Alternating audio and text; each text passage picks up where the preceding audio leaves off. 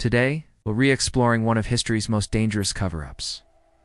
The story of Wang Mang and his Xin Dynasty, a regime so threatening to the established order that subsequent rulers didn't just overthrow it. They tried to delete it from history entirely. You've heard of Rome's mighty Caesars, Egypt's god-kings, and China's legendary Tang and Ming dynasties?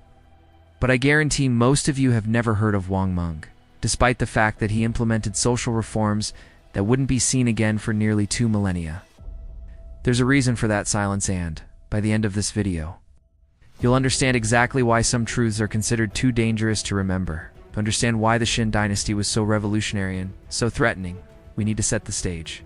Picture China in the 1st century BCE, the Western Han Dynasty, which had ruled for over 2 centuries, was collapsing under the weight of its own corruption and inequality. The Han emperors had become puppets of powerful court families. Land ownership had become grotesquely concentrated among a tiny elite, while millions of farmers lost their ancestral holdings to debt and were forced into slavery or serfdom. Natural disasters, floods, droughts, famines devastated the countryside. But the imperial court seemed more interested in palace intrigues than governing. Sound familiar? This was unjust ancient history. It was a preview of every major social crisis that would follow throughout human civilization. Wang Mang wasn't born an emperor.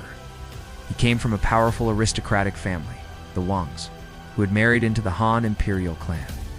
His aunt served as empress, and his uncle became a regent for child emperors. But unlike many of his peers, Wang Mang built a reputation for humility, frugality, and scholarship. He was a classic Confucian idealist, always quoting the ancients, always seeking moral reform. At first, people genuinely admired him. He donated his salary to the poor, refused lavish gifts, and was seen as a rare, honest official in a sea of corrupt bureaucrats.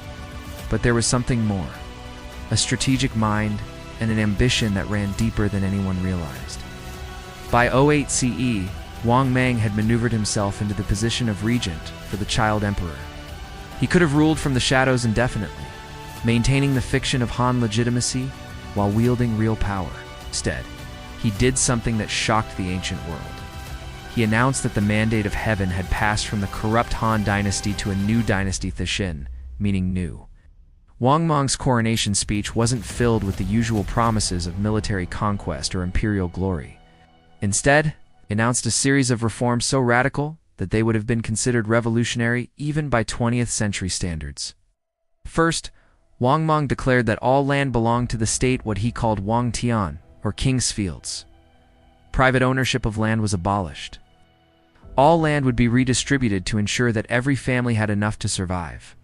Wealthy landowners who had accumulated vast estates through centuries of exploitation would have their excess land confiscated and given to landless peasants. This wasn't just policy reform. This was revolutionary redistribution on a massive scale. Imagine if a modern government announced that all land ownership was being reset, with every family guaranteed a minimum amount of property, while billionaires had their excess holdings redistributed to the homeless. Second, Wang Mang declared that all slaves in the empire, estimated at over 10 million people, were immediately free. Not gradually, not with compensation to their owners, but immediately and unconditionally. In Han China, slaves weren't just domestic servants, they were the backbone of agricultural production, mining, and manufacturing. Wealthy families owned thousands of slaves who worked vast plantations and operated early industrial enterprises. By freeing these slaves overnight, Wang Mang didn't just challenge the moral foundation of the elite's wealth, he destroyed their economic model entirely. But Wang Mang went further. He didn't just free the slaves. He gave them land to farm and the tools to work it. This wasn't charity. It was a complete restructuring of Chinese society from the ground up. Wang Mang's economic reforms were equally radical. He nationalized key industries including salt, iron, and alcohol production, the most profitable sectors of the ancient economy.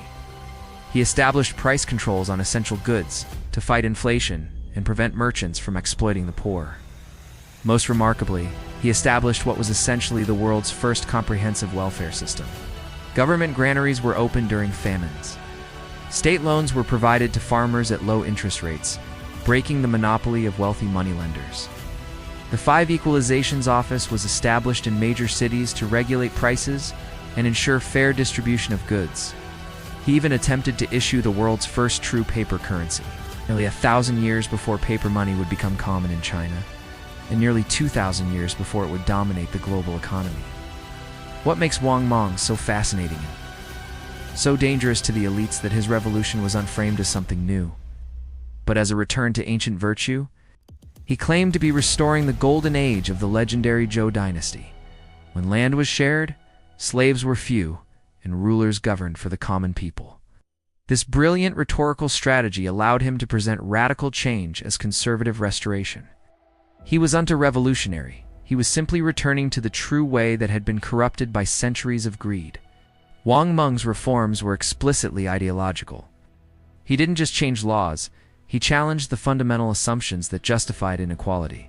As his government produced extensive propaganda explaining why these reforms were necessary and morally correct, he argued that extreme wealth inequality was not natural or inevitable, but the result of unjust systems that could and should be changed. If these sound like modern ideas, universal emancipation, land reform, social safety nets, that's because they are. Wang Mang was trying to leapfrog to millennia of human development in a single generation. As you might imagine, Wang Meng's reforms didn't go over well with the people who had been benefiting from the old system. The wealthy landowners who suddenly found their estates confiscated were, predictably, furious. But their anger went beyond simple self-interest. Wang Meng's reforms challenged their entire worldview. For centuries, they had justified their privilege by claiming it was natural, ordained by heaven, or earned through superior virtue. Wang Meng's ideology suggested that their wealth was actually the result of exploitation and injustice. The merchant class was equally threatened. Wang Meng's price controls and government, regulation of commerce, cut into their profits, and challenged their economic dominance. Many of the empire's wealthiest merchants found themselves suddenly competing with government enterprises that sold goods at cost rather than for maximum profit. Even some Confucian scholars, who might have been expected to support reforms based on classical texts, turned against Wang Mang. Why? Because many of these scholars were themselves from wealthy families, and their comfortable positions depended on the patronage of the elite.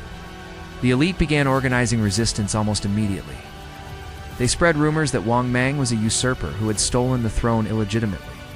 They claimed his reforms were causing economic chaos and natural disasters. They funded rebellions in remote provinces and provided weapons and money to anyone willing to fight against the Xin government. Most insidiously, they began crafting the narrative that would eventually erase Wang Mang from history. They portrayed him not as a reformer, but as a madman whose dangerous experiments were destroying Chinese civilization.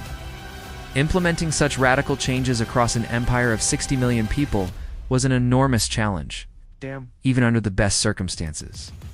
And Wang Mang was definitely not operating under the best circumstances. The practical difficulties were immense.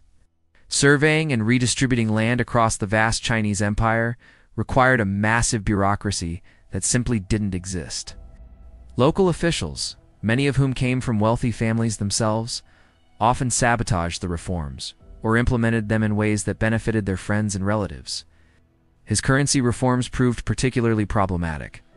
The rapid introduction of multiple new currencies created confusion in markets. Counterfeiters took advantage of the chaos. Merchants refused to accept the new coins at their face value, causing inflation and economic disruption. Despite these challenges, archaeological evidence and surviving records suggest that many of Wang Meng's reforms initially showed remarkable success in some areas. The freed slaves, rather than creating chaos as the elite predicted, generally integrated successfully into Chinese society. Many became productive farmers, artisans, and merchants. Government records show that agricultural production actually increased in many regions as former slaves, now working their own land, had incentives to maximize their harvests. Then nature itself seemed to turn against Wang Meng's grand experiment. A series of devastating floods struck northern China. The Yellow River China's sorrow changed course, drowning thousands and destroying harvests. Millions of refugees fled the flooded regions, creating humanitarian crises that strained government resources. These natural disasters provided perfect ammunition for Wang Meng's critics. According to traditional Chinese belief, natural disasters were heaven's way of showing displeasure with the ruling dynasty. The floods were interpreted not as random calamities, but as divine punishment for Wang Mang's unnatural reforms. By 17 CE, the empire was falling apart. Desperate peasants formed rebel groups. The most famous were the Red Eyebrows, who painted their faces for battle.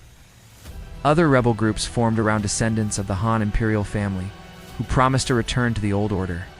Facing revolt, Wang Mang tried to appease everyone, restoring old laws, pardoning rebels, promising new reforms, but it was too late. His enemies inside and outside the capital closed in. In 23 CE, rebels stormed Cheng'an, the imperial capital. Wang Mang, now isolated and betrayed by his own followers, made a last stand in his palace. According to historical accounts, he remained calm even as rebels breached the palace walls. Believing that heaven would protect him and his righteous cause, heaven did not intervene. Wang Mang was killed, his body mutilated, his family slaughtered. The Xin Dynasty was over after just 14 years. The Han Dynasty was restored under Emperor Genshi and later consolidated by Emperor Guanggu. But the story doesn't end with Wang Mang's death. The restored Han elite didn't just kill Wang Mang, they erased him. Court historians rewrote the records, painting him as a delusional tyrant who brought chaos to China. His reforms were described as disasters, motivated by greed and delusion rather than genuine concern for the people. His supporters were hunted down, their families ruined. Banju, the official Han historian who wrote the Book of Han, devoted entire chapters to condemning Wang Mang's crimes. For centuries afterward, Chinese students learned that Wang Mang was a warning, not a model usurper whose mad schemes brought only suffering. This systematic erasure was not accidental.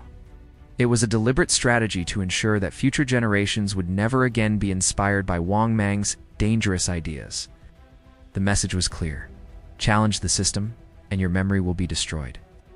For nearly 2,000 years, this official narrative dominated our understanding of Wang Mang and the Xin Dynasty. But in the 20th and 21st centuries, archaeologists began to uncover evidence that told a different story. Excavations of Xin Dynasty sites revealed edicts freeing slaves and redistributing land, not just propaganda, but actually enforced in some regions coins and official seals from Wang Mang's reign, showing that his new currency was in wide circulation. Records of disaster relief and famine assistance that predate similar policies in the Han or later dynasties modern historians now debate. Was Wang Mang a failed radical, or a visionary centuries ahead of his time? Was his downfall due to the impracticality of his reforms, or the result of deliberate sabotage by the elite whose privileges he threatened? The ultimate irony of Wang Mang's story is that many of the reforms he introduced were later adopted sometimes centuries, sometimes millennia after his death. Abolition of slavery became law in China. In almost every other major civilization, land reform was attempted in nearly every Chinese dynasty, sometimes successfully.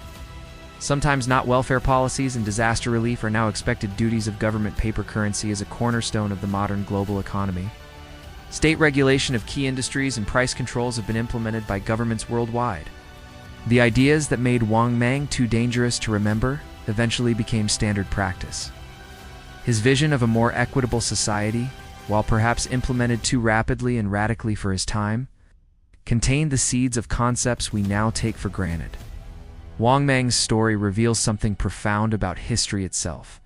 It is not just a record of what happened, but a powerful tool wielded by the victors to shape future generations' understanding of what is possible. His erasure wasn't just about punishing one man or one dynasty, it was about controlling the imagination of an entire civilization. By portraying Wang Mang as a madman rather than a visionary, the Han elite ensured that future generations would see radical reform as dangerous and doomed to failure. This pattern has repeated throughout history. Revolutionary ideas are not just opposed, they are deliberately misrepresented. Their proponents not just defeated, but demonized. The powerful don't just want to win, they want to make alternative visions unthinkable. But the truth has a way of resurfacing. Archaeological evidence, critical historical analysis, and the simple passage of time have begun to restore Wang Mang to his rightful place in history, not as a perfect hero, but as a complex figure whose vision, for all its flaws and execution, contained profound insights that were millennia ahead of their time. Perhaps the most dangerous truth that Wang Mang's story reveals is this: many of our most cherished social institutions and values were once considered radical, dangerous, and worthy of erasure. The distance between dangerous radical and visionary ahead of his time is often nothing more than the passage of centuries and the slow vindication of history. What other revolutionary figures have been erased from our history books? What visions, too dangerous to remember, are still waiting to be rediscovered? And what does this tell us about the ideas dismissed as radical or impossible in our own time? This has been Dynasty Decoded. If you enjoyed this exploration of hidden history, please like, subscribe, and share. Until next time, remember, history is never quite what they tell you it is.